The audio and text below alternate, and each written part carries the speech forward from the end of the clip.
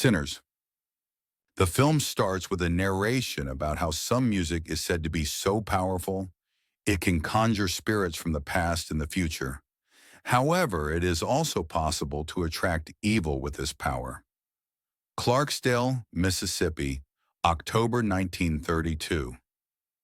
Sammy Moore drives to a church, looking beaten and with claw marks on his face while holding a broken guitar neck. He enters the church where his father, a pastor named Jedediah, tries to help his son and tell him to give up music and repent his sinful ways. Sammy just clutches onto the guitar neck. One day earlier, Sammy's cousins, twin brothers Smoke and Stack, are returning home to Clarksdale from their time in Chicago. The twins have stolen money from gangsters and have purchased an old sawmill from a former Klansman. They have plans to turn it into a juke joint to attract members of the black community. Stack recruits Sammy, an aspiring blues musician. Moments later, Mary, a childhood friend of Smoke and Stack, and former love of Stack, approaches the guys. Mary is upset that the twins never sent their regards or flowers for her mother, who passed the day before, as she had been like a mother to the twins. Smoke goes to the home of his estranged wife Annie, who practices voodoo. The two lost a child years earlier, which is part of the reason for their time apart. Annie claims her voodoo practices have kept the twins safe. As the sun is going down, an Irish man named Remick runs to the home of a racist couple, Bert and Joan. Remick convinces them to let him in by offering them gold in exchange for protection from Injuns. Soon, a group of Choctaws approach the house and tell Joan that Remick is a dangerous man, but she refuses to listen to them and sends the men away.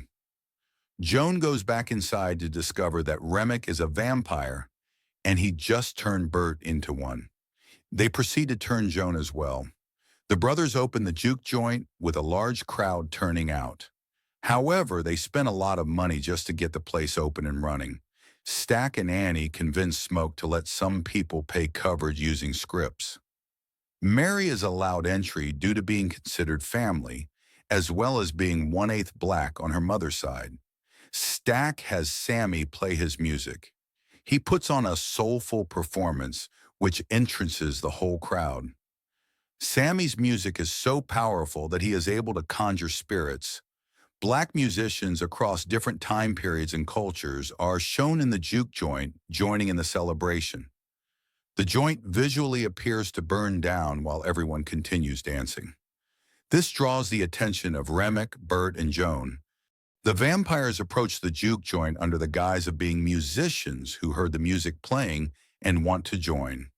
The trio play a bit of music, but Smoke is suspicious of them and denies them entry despite them offering payment.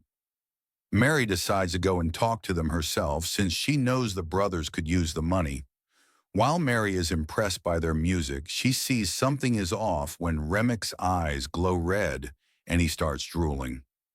Mary starts to walk away, but Remick then flies toward her. At the same time, Bert and Joan lure Cornbread away by taunting him. Mary is let back inside the juke joint, where she first attempts to seduce Smoke before returning her attention to Stack. They go into a room. When Smoke goes to see, he finds Mary biting into Stack's neck. Smoke empties his guns into her, but Mary survives and vows to kill everyone before running away. Smoke tries to help Stack, but he dies. Smoke orders the patrons to leave the joint, leaving only Smoke, Sammy, Annie, Slim, Pearline, and Grace. After they are gone, Cornbread returns and demands to be invited inside. Annie realizes something is wrong. When Cornbread offers money, Smoke goes to grab it, and a vampirized Cornbread tries to bite him, but gets shot in the face and flees. Annie realizes they are dealing with vampires. Stack ends up coming back to life as a vampire inside the closet, and he bursts out before fleeing out of the joint when Annie splashes picked garlic juice in his face. The vampires end up turning the other patrons. The crowd of vampires grows outside the joint. Remick approaches with Mary, Stack, Bert, and Joan. Remick explained that he does not adhere to the clan's racist views and instead wants Sammy, seeing his musical talents as being capable of conjuring the spirits of his own people that he lost. Remick offers the group a chance to become vampires, allowing them to live forever and to escape racial persecution. When they refuse, Remick suggests that they pay a visit to Lisa, Grace and Beau's teenage daughter.